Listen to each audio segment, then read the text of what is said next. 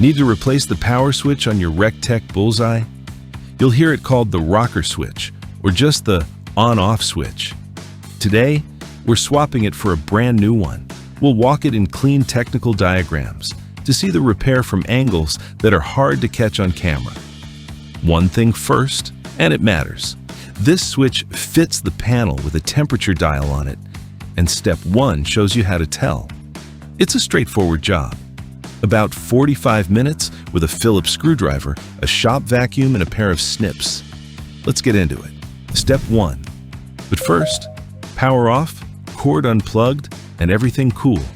Then, we can work. Now look at the panel on your hopper. If you see a round temperature dial with a red rocker switch above it, this is your repair and this is your part. If instead you see a digital readout with 4 buttons and 3 little lights, that panel has its power button built into the faceplate. There's no rocker on it, and it takes a different part. Recteq built the Bullseye both ways under one model number and never said so, which is exactly why this is step 1. Step 2. Before you order anything, rule out the free stuff. Recteq says, start at the wall.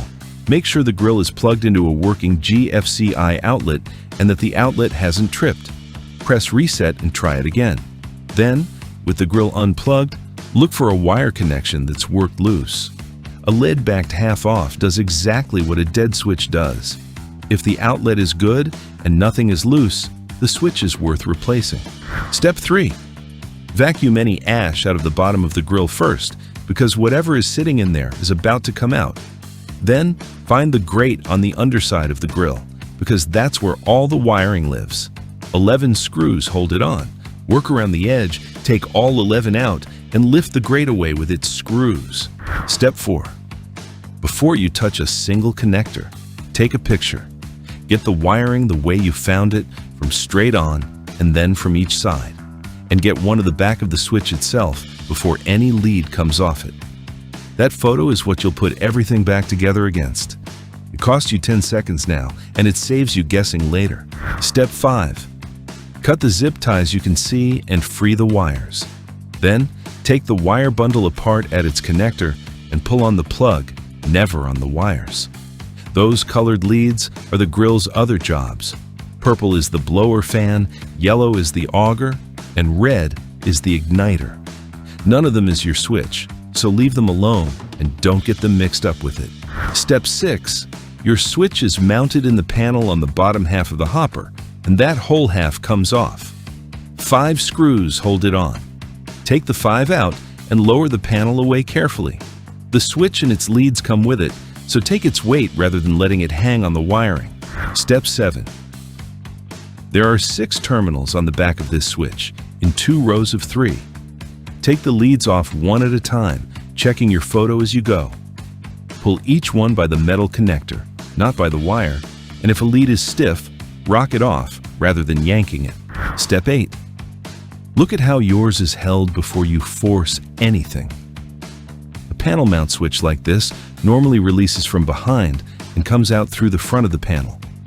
Press it out from behind rather than levering on the bezel, and note which way round it sits as it comes out. A rocker switch will physically go back in either way up, and only one of those is yours. Step 9. Put the old switch and the new one side by side before you fit anything. The bezel should be the same size, and the 2 rocker faces should match. Then, check the backs. 6 terminals in 2 rows of 3 in the same pattern as the one you took out. If anything doesn't match, stop, because it's the wrong switch. Step 10. Push the new switch into the opening from the front, the same way round as the old one, until it sits flush in the panel. Then, give it a gentle tug. If it still moves in the opening, it isn't home yet. Step 11. Now put each lead back exactly where the photo shows it, one at a time, and push each connector all the way on. A lead that's only nearly on will work for 1 cook and then quit. So tug each one when it's seated to be sure of it. Step 12. Now go backwards. The hopper panel and its 5 screws, the wire bundle plugged back together, and fresh zip ties so no wire can sit against a running motor. Then the grate with all 11 screws. Recteq is blunt about this one. Never plug your Bullseye in without the service access grate underneath the controller installed. Now, let's make sure it's working. Plug the grill back in and switch it on. First, both halves of the switch should light up red. Second, the grill should actually start with the fan spinning up and the startup sequence running. Third, switch it back off and everything should stop cleanly. And fourth, check that the grate is back on with all 11 screws and that no wire is pinched under its edge. Pass all of these, and this repair is finished. 2 questions worth answering. First, will it fit my panel? This is the one part in the whole range that's listed for the RT-B380 Bullseye by name, so the fitment isn't a guess. What we haven't done is measure the opening ourselves, so hold your old switch against the listing photos before you order and count 6 terminals in 2 rows of 3 on the back. And second, do you need to work out the wiring? No. The new switch takes the same leads in the same places, which is the whole reason for that photograph. And don't try to reason it out from the schematic in your manual, because that schematic is the control board's wiring, not the switches. Before you go, 2 quick ways to make this new switch last. First, keep water off the panel. Wipe it down with mild soap and water the way Recteq asks. Never spray or hose it, and cover the grill when it's stored, because water sitting in an illuminated switch is what ends one. And second, that grate you just put back is a guard, not a cover.